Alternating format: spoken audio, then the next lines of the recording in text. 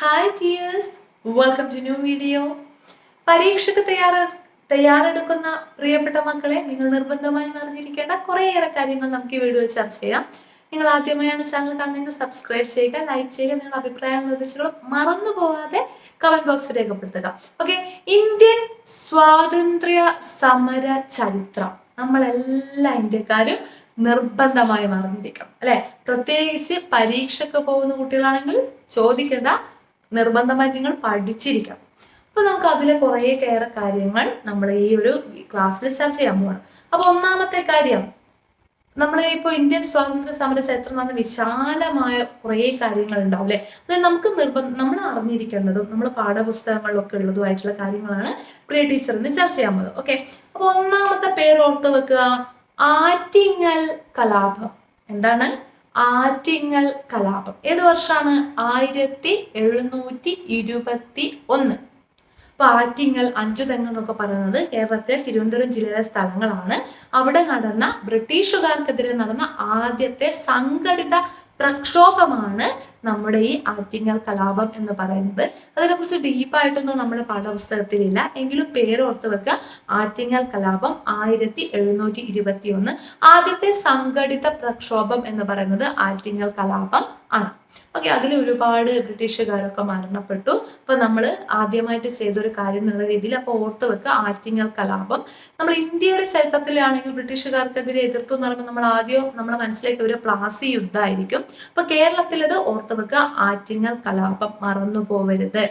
Okay, ഇനി നമ്മൾ പറയുന്നത് എന്ന് പറഞ്ഞാൽ നമ്മുടെ മഹാനായ നമ്മുടെ രാഷ്ട്ര പിതാവാണ് ആരാണോ? നമ്മുടെ മഹാത്മാഗാന്ധി അല്ലെ. അപ്പോ നമ്മുടെ ബാപ്പുജി എപ്പോഴായിരുന്നു ജനിച്ചിട്ടുണ്ടായിരുന്നത്? 1869 അല്ലെ. 1869 ഗുജറാത്തിലെ പോർബന്തറിലാണ് ഗാന്ധിജി ജനിച്ചിട്ടുള്ളത്. അപ്പൊ മക്കളെ, നമ്മൾ ആദ്യം പറഞ്ഞ വർഷം ഓർക്കുക. 1721 എന്താ സംഭവിച്ചത്? ആറ്റിങ്ങൽ കലാപം. ഗാന്ധിജി ജനിച്ചത് അതിന് ശേഷമാണ് അല്ലെ. 1869 ഗാന്ധിജി ജനിച്ചത്. ഇനി അടുത്ത ഒരു കാര്യം ടീച്ചർ ചോദിക്കട്ടെ, ഈ ഗാന്ധിജിയും നെഹ്റു ഒരുമിച്ച് ജനിച്ചതാണോ? ആണോ? അല്ല. ഗാന്ധിജിയേക്കാൾ ഒരുപാട് പ്രായം കുറഞ്ഞ ആളാണ് നമ്മുടെ ജവഹർലാൽ നെഹ്റു അല്ലെ. അപ്പൊ ശ്രദ്ധിക്കുക. അപ്പൊ ഗാന്ധിജി ജനിച്ചത് എവിടെയാന്ന് ടീച്ചർ പറഞ്ഞത്? 1869 ഗുജറാത്തിലെ പോർബന്തറിലാണ് ഗാന്ധിജി ജനിച്ചത്. അദ്ദേഹത്തിന്റെ അച്ഛന്റെ പേരെന്തായിരുന്നു? കരംചന്ദ് ഗാന്ധി. അമ്മയുടെ പേരെന്തായിരുന്നു? പുത്ലിബായ്. അദ്ദേഹം പെട്ടെന്ന് തന്നെ ചെറിയ പ്രായത്തിൽ തന്നെ ബാലവിവാഹമാണ് ചെയ്തിട്ടുള്ളത് അല്ലെ. അദ്ദേഹത്തിന്റെ ഭാര്യയുടെ എന്താണ്? കസ്തൂർബ ഗാന്ധി. അദ്ദേഹം എന്ത് ചെയ്തു? അദ്ദേഹം പഠിക്കാൻ വേണ്ടി ഇംഗ്ലണ്ടിലേക്ക് പോയിട്ടുണ്ടായിരുന്നു. അതിനുശേഷം ദക്ഷിണാഫ്രിക്കയിൽ വക്കീലായിട്ട് പോയിട്ടുണ്ട്. അതിനുശേഷം ജനുവരി 9 നമ്മൾ കഴിഞ്ഞ വീഡിയോയിൽ പറഞ്ഞു പ്രവാസി ദിനം, ആ സമയത്താണ് അദ്ദേഹം എന്ത് ചെയ്യുന്നത്? തിരിച്ച് ഇന്ത്യയിലേക്ക് വരുന്നത്. അപ്പൊ വർഷം ഓർക്കാൻ ശ്രദ്ധിക്കുക. 1869 എന്ത് സംഭവിച്ചു? അദ്ദേഹം ജനിച്ചു അല്ലെ. പിന്നെയോ 1888 എന്ത് സംഭവിച്ചു? 89 എന്ത് സംഭവിച്ചു? 1721 ആറ്റിങ്ങൽ കലാപം നമ്മൾ പറഞ്ഞു അല്ലെ. അപ്പൊ നമ്മൾ അറിഞ്ഞിരിക്കേണ്ട മറ്റൊരു വർഷമാണ് 1857. ഒന്നാം സ്വാതന്ത്ര്യ സമരം. 1857 ഒന്നാം സ്വാതന്ത്ര്യ സമരം. ഓക്കെ, ശ്രദ്ധിക്കുക. അപ്പൊ ഒന്നാം സ്വാതന്ത്ര്യ സമരത്തിന് ബ്രിട്ടീഷുകാർ വിളിച്ച പേരെന്തായിരുന്നു? ശിപായി ലഹള. എന്താണ്? ശിപായി ലഹള എന്ന് പറഞ്ഞ് നമ്മളെ പുച്ഛിച്ച് തള്ളി ബ്രിട്ടീഷുകാര് അല്ലെ. ഓക്കെ, അടുത്തത് നമ്മുടെ മഹാത്മാഗാന്ധിജിയുമായിട്ട് റിലേറ്റ് ചെയ്തിട്ട് ഇന്ത്യൻ സ്വാതന്ത്ര്യ സമരത്തിലെ കുറേയേറെ കാര്യങ്ങൾ നമ്മൾ പറയാൻ പോവാണ്. അദ്ദേഹം ജനിച്ച വർഷമാണ് 1869.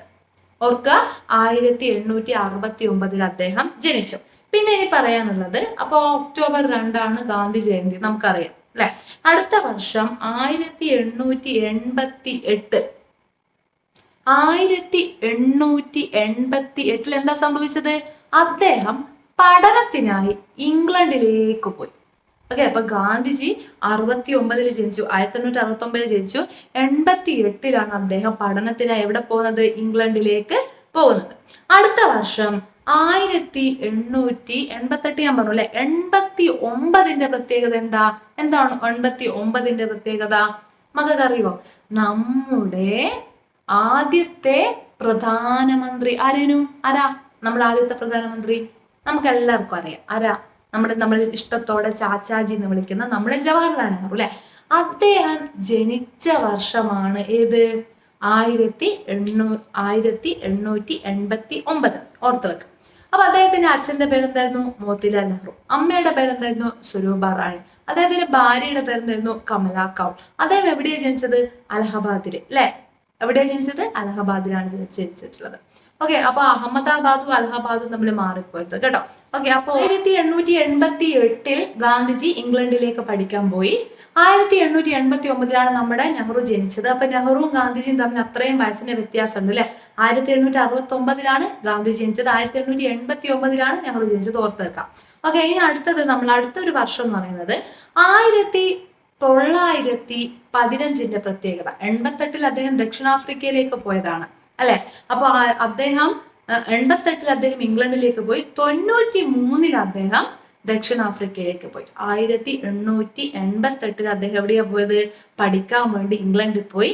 1893 അദ്ദേഹം എവിടെ പോയത്? ദക്ഷിണാഫ്രിക്കയിൽ പോയത്. ഓക്കെ, 1993 പെട്ടെന്ന് ഞാൻ ഓർത്തപ്പോ ഞാൻ ഓർക്കുന്നു ഞാൻ ജനിച്ച വർഷമാണ് 1993.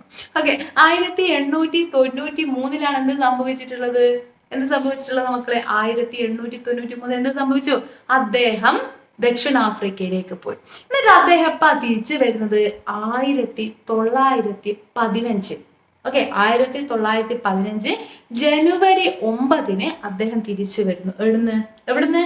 ദക്ഷിണാഫ്രിക്കയിൽ നിന്ന് തിരിച്ചു വരുന്നു. അതാണ് നമ്മൾ പ്രവാസി ദിനം എന്ന് പറയുന്നത് അല്ലെ. ജനുവരി 9 പ്രവാസി ദിനം എന്ന് പറയുന്നത് അതാണ്. അതിനുശേഷം അദ്ദേഹം നമ്മുടെ ഇന്ത്യയുടെ അവസ്ഥയൊക്കെ കണ്ട് അദ്ദേഹത്തിന്റെ മനസ്സലിഞ്ഞ് അദ്ദേഹം എന്ത് ചെയ്യും തന്റെ രാജ്യത്തിന് വേണ്ടി എന്ന് ആലോചിച്ചു. അദ്ദേഹം ഒരു നേതാവായിരുന്നു ദക്ഷിണാഫ്രിക്കയിലും അല്ലെ. അപ്പൊ അതിനനുസരിച്ച് അദ്ദേഹം കുറെ പത്രങ്ങളൊക്കെ സ്റ്റാർട്ട്, അതൊക്കെ നിങ്ങൾക്ക് അറിയാം. അപ്പൊ ഓർത്തൊക്കെ നമ്മൾ സ്വാതന്ത്ര്യ സമരത്തിനെ കുറിച്ച് ഒരുപാട് വീഡിയോസ് ചെയ്തിട്ടുണ്ട്, പ്ലേലിസ്റ്റ് ഉണ്ട്, നോക്ക് കാണുക. ഓക്കെ, അങ്ങനെ അദ്ദേഹത്തിന്റെ ആദ്യത്തെ സമരം ഏതായിരുന്നു? ചമ്പാരൻ സത്യാഗ്രഹ. ചമ്പാരൻ സത്യാഗ്രഹം എന്ന് പറഞ്ഞാൽ എന്താണ്?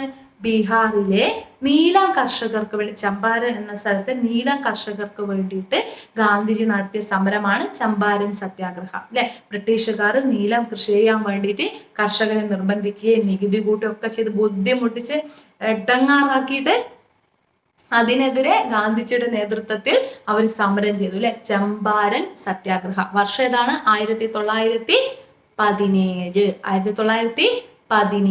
അതിനുശേഷം എന്ത് സംഭവിച്ചു?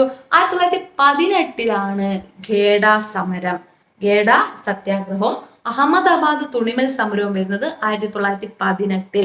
ഓക്കെ, അപ്പൊ ഒരു ഓർഡറായിട്ട് ഓർത്ത് വെക്കല്ലേ. അപ്പൊ നമ്മൾ ഒന്നുകൂടെ പറയുകയാണെങ്കിൽ എങ്ങനെ വരും? 1721 ആറ്റിങ്ങൽ കലാപം പറഞ്ഞു അല്ലെ. അത് കഴിഞ്ഞ് 1869 നമ്മുടെ ഗാന്ധിജി ജനിച്ചു. 1888 അദ്ദേഹം എന്ത് ചെയ്തു? അദ്ദേഹം ഇവിടെ പോയി, അദ്ദേഹം പഠിക്കാനായിട്ട് ഇംഗ്ലണ്ടിലേക്ക് പോയി അല്ലെ. അതിനുശേഷം എന്താ സംഭവിച്ചത്? 1889 ടീച്ചർ പറഞ്ഞു നമ്മുടെ ജവഹർലാൽ നെഹ്റു ജനിച്ചു. ഓർത്ത് വെക്കുക. അത് കഴിഞ്ഞിട്ട് 1893 എന്ത് ചെയ്യുന്നത്? അദ്ദേഹം ദക്ഷിണാഫ്രിക്കയിലേക്ക് പോയത്. 1915 അദ്ദേഹം ദക്ഷിണാഫ്രിക്കയിൽ നിന്ന് തിരിച്ചു വന്നു.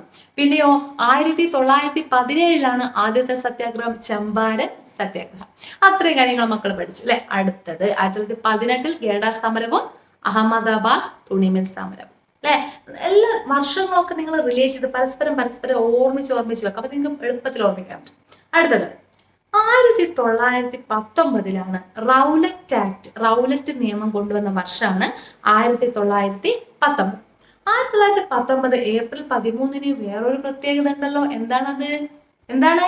ജാലിയൻ വാലാബാഗ് കൂട്ടക്കൊല നടന്നത്. എത്ര നമുക്കത് ആലോചിക്കാൻ പറ്റുമോ? ജാലിയൻ വാലാബാഗ് കൂട്ടക്കൊല അല്ലെ. പഞ്ചാബിലെ അമൃത്സർ എന്ന് പറയുന്ന സ്ഥലത്ത് ആ മൈതാനത്ത്, ജാലിയൻ വാലാബാഗ് മൈതാനത്ത് ജനങ്ങളെല്ലാം കൂടി നിൽക്കുമ്പോൾ എന്താ ചെയ്തത്? പിന്നെ ദുഷ്ടനായ ബ്രിട്ടീഷുകാർ, ഓർത്ത് വെക്കുക, ജനറൽ ഓ ഡയറിന്റെ നേതൃത്വത്തിൽ പാവപ്പെട്ട നിരായുധരായ ജനങ്ങൾക്ക് നേരെ എല്ലാരും വെടിവെച്ച് വീഴ്ത്തി. ഒരുപാട് ജനങ്ങൾ മരിച്ചു. ഒരുപാട് പേര് ചികിത്സയിലായി ആകെ ബുദ്ധിമുട്ടി. ആളെ വധിച്ച ആളാണ് ഉദ്ധം സിംഗ്. ഓർത്ത് വെക്കാം. അതൊക്കെ നമ്മൾ റിലേറ്റ് ചെയ്ത് ഓർത്ത് വെക്കാം. ജാലിയൻ വാലാബാഗ് കൂട്ടക്കൊല വളരെ പ്രധാനപ്പെട്ട ഒരു സംഭവമാണ്. ഓക്കെ, കറുത്ത അധ്യായം, ജാലിയൻ വാലാബാഗ് കൂട്ടക്കൊല ഓർത്ത് വെക്കുക. 1919 ഏപ്രിൽ 13 ജാലിയൻ വാലാബാഗ് കൂട്ടക്കൊല നടന്നത്. അതിനുശേഷം എന്ത് സംഭവിച്ചു? അപ്പൊ ഇതിന്റെ ഭാഗമായിട്ട് അതൊരു വല്ലാത്ത ഒരു എന്താ പറയാ, നമുക്ക് ചിന്തിക്കാൻ പോലും പറ്റില്ല. ജാലിയൻവാല കൂട്ടക്കൊല എന്നൊക്കെ നമ്മൾ ഗാന്ധി സിനിമയിലൊക്കെ കാണുമ്പോൾ നമുക്ക് കരച്ചിൽ വരും. ഒന്നും ചെയ്യാത്ത സാധാരണക്കാരെ ആൾക്കാർ സമാധാനപരമായിട്ട് സമരം നടത്തുന്ന സമയത്ത് അതിലേക്ക് ആകെ ഒരു മതിലിന്റെ അടുത്ത് ഒരു ഗേറ്റാണ്, ആ ഗേറ്റ് വഴി വന്നിട്ട് എല്ലാവരെയും ചുട്ടുകൊന്നു എന്ന് തന്നെയാണ് നമുക്ക് പറയാൻ കഴിയുക, അല്ലെ? ഓക്കെ, അപ്പൊ അതിനുശേഷം 1920 നിസ്സഹകരണ സമരം, അല്ലെ? വിദേശ വസ്ത്ര ബഹിഷ്കരണം, ഖാദി മാത്രം പ്രചരിപ്പിക്കുക, മദ്യം വർജിക്കുക, ഹിന്ദി ഭാഷ പ്രചരിപ്പിക്കുക എന്നീ ആശയങ്ങളൊക്കെ മുൻനിർത്തി നിസ്സഹകരണ പ്രസ്ഥാനം ആരംഭിച്ചു, അല്ലെ? ബ്രിട്ടീഷുകാരോട് പറഞ്ഞു, നിങ്ങൾ എന്തൊക്കെ പറഞ്ഞാലും നമ്മൾ കേൾക്കില്ല, നമ്മൾ എല്ലാത്തിനോടും സഹകരിക്കില്ല എന്ന് നമ്മൾ തീർത്തു പറഞ്ഞു. നിസ്സഹകരണ സമരം. ഓക്കെ, നിങ്ങൾക്ക് ഓർക്കാൻ വേണ്ടി ടീച്ചർ കുറച്ച് കാര്യങ്ങൾ കൂടുതൽ ഹൈലൈറ്റ് ചെയ്ത് പറയുന്നുണ്ട് കേട്ടോ. അപ്പൊ നിങ്ങൾക്ക് അത് ഓർമ്മിച്ച് വെക്കാനുള്ള ഒരു ടിപ്പായിട്ട് അത് എടുക്കാം. ഓക്കെ, അപ്പൊ നിസ്സഹകരണ സമരം 1920 അതിനുശേഷമാണ് എന്ത് സംഭവിച്ചത്? 1920 ആഗസ്റ്റ് 18 വേറൊരു പ്രത്യേകത, നമ്മുടെ ഗാന്ധിജി ആദ്യമായി കേരളത്തിൽ വന്നത് അപ്പോഴാണ്. 1920 നമ്മുടെ ഗാന്ധിജി 5 പ്രാവശ്യം കേരളത്തിൽ വന്നിട്ടുണ്ട്. അതൊക്കെ ടീച്ചർ പറഞ്ഞുതരാം.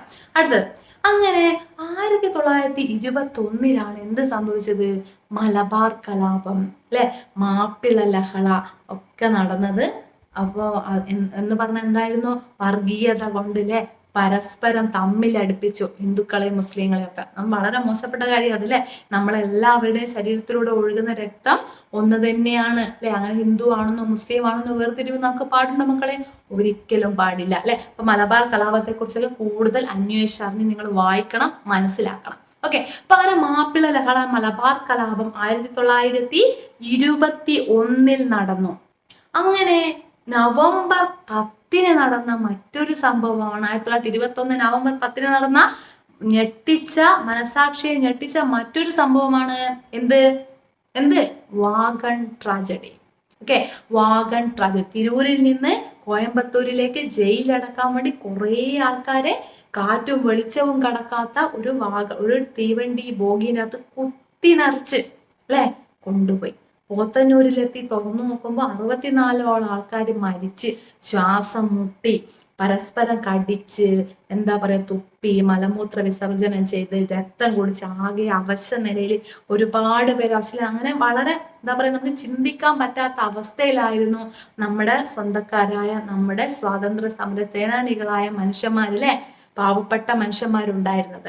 ഓക്കെ, അപ്പൊ വാഗൺ ട്രാജഡി ഓർത്ത് വെക്കുക. തിരൂരിൽ നിന്ന് കോയമ്പത്തൂരിൽ കൊണ്ടുപോയി പോത്തന്നൂരിൽ വെച്ച് തുറന്നു നോക്കുമ്പോൾ 64 പേർ മരണപ്പെട്ടിരുന്നു. മലബാർ കലാപം 1921. അതിനുശേഷം 1921 നവംബർ 10 എന്ത്? Wagon tragedy. മക്കൾ ഓർത്ത് വെക്കുക, എഴുതി വെക്കുക.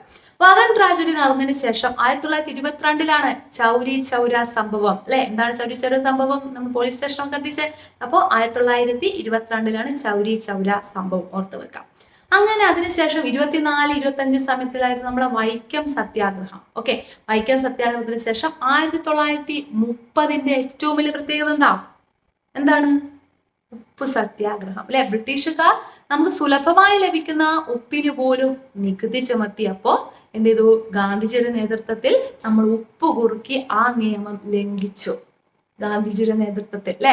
ഉപ്പ് സത്യാഗ്രഹം. ദണ്ഡി കളപ്പുറത്തേക്ക് ഒരുപാട് കിലോമീറ്റർ കാൽനടയായി വന്ന് ഗാന്ധിജിയും അനുയായികളും കടൽ വെള്ളം വറ്റിച്ച് ഉപ്പുണ്ടാക്കി, അല്ലെ? ഉപ്പ് എന്ന് പറയുന്ന ശക്തിയുടെ പ്രതീകമാണ് എന്ന് പറഞ്ഞ ഉപ്പ് കൈകളിൽ എടുത്ത് ഗാന്ധിജി പറഞ്ഞ സെന്റൻസ് ഒക്കെ നിങ്ങളുടെ പാഠപുസ്തകത്തിൽ അണ്ടർലൈൻ ചെയ്ത് വെക്കണം കേട്ടോ. അപ്പൊ ആ കാര്യങ്ങളൊക്കെ നന്നായിട്ട് വായിച്ചു നോക്കാം. ഓക്കെ, അപ്പൊ 1930 എന്ത്? ദണ്ഡിയാത്ര, ഉപ്പ് സത്യാഗ്രഹം ഓർത്തു വെക്കാം. ഓക്കെ, 1931 ഗുരുവായൂർ സത്യാഗ്രഹം ഓർത്തു വെക്കുക. അത് അതിന്റെ കൂടെ പോകണം. അപ്പൊ കേരളത്തിലെയും ഇന്ത്യയിലെയും മുഴുവനായിട്ടുള്ള ദേശീയവും നമ്മുടെ നാട്ടിലെയും 2 കാര്യങ്ങളും ഓർത്തു വെക്കണം, റിലേറ്റ് ചെയ്ത് വെക്കാം.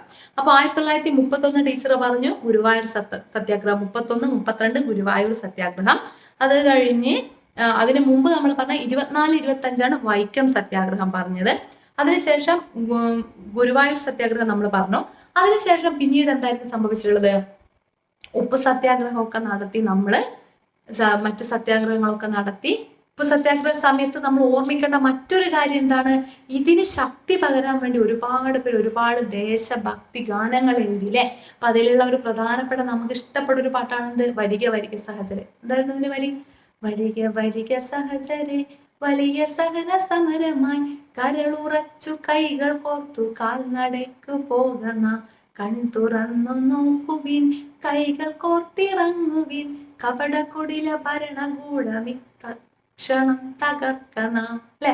ബ്രിട്ടനെ വിരട്ടുവിൻ ചട്ടമൊക്കെ മാറ്റുവിൻ ദുഷ്ടനീതി വിഷ്ടഭത്തിലൊട്ടുമേ നിലച്ചിടം. ഓക്കെ, അപ്പൊ നിങ്ങളുടെ പുസ്തകത്തിൽ നമ്മുടെ വരിക വരിക സഹചര്യം ആരാ എഴുതിയത്? അംശി നാരായണപിള്ള. ഓർമ്മിച്ച് വെക്കുക, പേര് ഓർത്ത് വെക്കുക. ഓക്കെ, അപ്പൊ നമ്മൾ അബ്ദുൾ റഹ്മാൻ സാഹിബിനെ ഒക്കെ നമ്മൾ ഓർമ്മിക്കണം.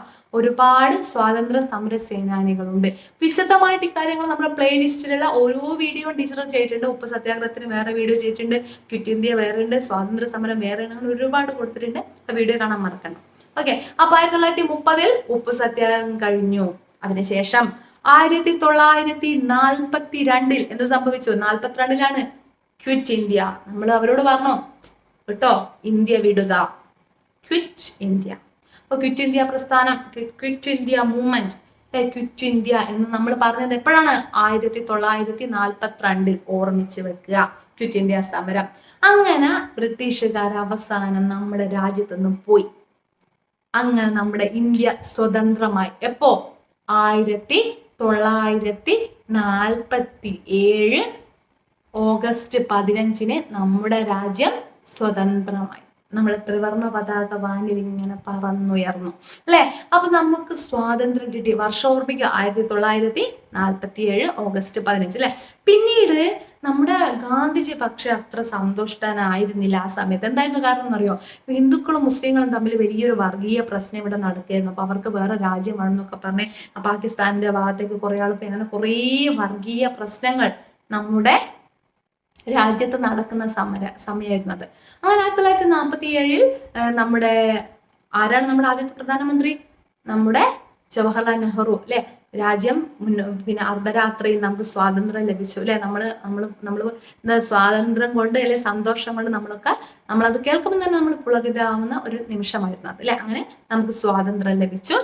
അങ്ങനെ വർഗീയത നമ്മുടെ മനുഷ്യന്മാർക്കിടയിലുള്ള ഒരു ചിന്താഗതിയാണ് അതിലെ. ഹിന്ദുക്കളും മുസ്ലിങ്ങളും ഒന്നായി ജീവിക്കുന്നതിന് പകരം അവർ ചിലരുടെ മനസ്സിലുണ്ടാകുന്ന ചില തെറ്റായ ചിന്തകൾ കാരണം ഒരു പ്രദേശത്തെ അല്ലെങ്കിൽ ഒരു വലിയ സമൂഹത്തിന്റെ ചിന്താഗതി തന്നെ മാറ്റം വരുത്താൻ പലരും അങ്ങനെ ചെയ്യുന്നതൊക്കെ നിങ്ങൾ അറിഞ്ഞിട്ടുണ്ടാവണം അല്ലെ. നിങ്ങൾ ഒരുപാട് വായിക്കണം, അതിനെക്കുറിച്ചൊക്കെ മനസ്സിലാക്കണം. അങ്ങനെ എന്ത് സംഭവിച്ചു? ഒരുപാട് പേര് ഹിന്ദുക്കളും മുസ്ലിങ്ങളും തമ്മിലുള്ള പ്രശ്നത്തിന്റെ ഭാഗമായിട്ട് ഒരുപാട് കലാപങ്ങളൊക്കെ നമ്മളെ നാട്ടിൽ നടന്നു.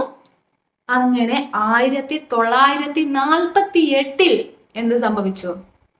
ഗാന്ധിജി അസാസിനേറ്റഡ്. ഗാന്ധിജിനെ വെടിവെച്ചു. ആരാ വെടിവെച്ചത്? നാത്തൂറാം വിനായക് ഗോഡ്സെ എന്നൊരു മതഭ്രാന്തൻ എന്ത് ചെയ്തു? നമ്മുടെ പാവം ഗാന്ധിജിയെ വെടിവെച്ചു എന്ന് പറഞ്ഞു. ഓക്കെ, പാവം, അദ്ദേഹം മരിച്ചു. അദ്ദേഹത്തിന് സ്ഥാനമാനങ്ങളോടോ ഒട്ടും താല്പര്യമില്ലാത്തൊരു നല്ല മനുഷ്യനായിരുന്നു അല്ലെ. അദ്ദേഹത്തെ കുറിച്ച് പറഞ്ഞ ഒരു പ്രധാനപ്പെട്ട മജ്ജയും മാംസവും ഇതുപോലൊരു മനുഷ്യൻ ജീവിച്ചിരുന്നു എന്ന് ഒരുപക്ഷെ വരും തലമുറ വിശ്വസിച്ചിരിക്കില്ല എന്നാണ് അദ്ദേഹത്തെ കുറിച്ച് പറഞ്ഞിട്ടുണ്ടായിരുന്നത്. ഓക്കെ, അപ്പൊ അതാരാ പറഞ്ഞെന്നൊക്കെ നിങ്ങൾക്ക് അറിയാമല്ലേ. അപ്പൊ ഓർത്ത് അതൊക്കെ പരീക്ഷയ്ക്കുണ്ടാവും. അപ്പൊ നമ്മൾ സ്വാതന്ത്ര്യ സമര ചരിത്രത്തിൽ നിങ്ങൾ തീർച്ചയായും മനസ്സിലാക്കേണ്ട ഒരുപാട് കാര്യങ്ങൾ പ്രിയ ടീച്ചർ ഈ ക്ലാസ്സിൽ ചർച്ച ചെയ്തു. തീർച്ചയായും നിങ്ങൾക്ക് ഈ ക്ലാസ് ഉപകാരപ്രദമായെന്ന് ടീച്ചർ കരുതുന്നു. മറന്നു പോവാതെ നിങ്ങളുടെ അഭിപ്രായങ്ങളും നിർദ്ദേശങ്ങളും കമന്റ് ബോക്സിൽ രേഖപ്പെടുത്തുക. ഇഷ്ടമായ ലൈക്ക് ചെയ്യുക, എല്ലാ കൂട്ടുകാർക്കും ഷെയർ ചെയ്യുക. അപ്പോൾ okay dears, love you all, thank you, Tata.